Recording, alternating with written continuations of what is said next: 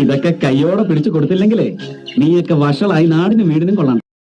അങ്ങനെ ഞാൻ God life രണ്ടാമത്തെ പടിയും കണ്ട്. ആ സിനിമ മനസ്സിന്ന് പോകൂല, നല്ല ഇതന്നെ. പക്ഷെ ഞാൻ തിയേറ്ററിൽ നിന്ന് ഇങ്ങനെ ചിന്തിച്ച്, ഈ സിനിമ എന്റെ വിജയണം ചെയ്തിരുന്നെങ്കിൽ അത് ഭയങ്കരം തന്നെ. പുള്ളി തകർത്തേനെ, ശരിക്കും ഒരാടായി മാറിയാണ്. നിനക്കെന്താടാ തലയ്ക്ക് ഓളുണ്ട്?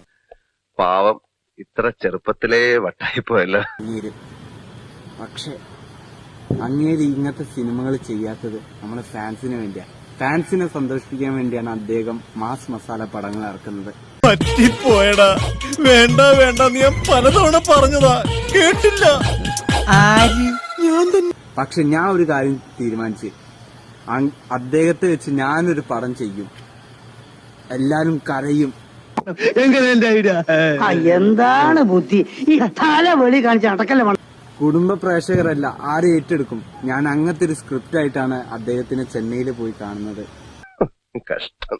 അല്ല കൃഷ്ണമണി, ഇതിങ്ങനെ പോയാൽ കുതിരവട്ടത്ത് കൊണ്ടുപോവോ അതോ ഊളം പറ കൊണ്ടുപോകും? ഇപ്പോഴാണെങ്കിലും ഒരു ഷോക്കിലൊതുങ്ങും. എല്ലാവർക്കും സന്തോഷമായല്ലോ. എനിക്ക് സന്തോഷമായി. എല്ലാവർക്കും പിരിഞ്ഞു പോവാം.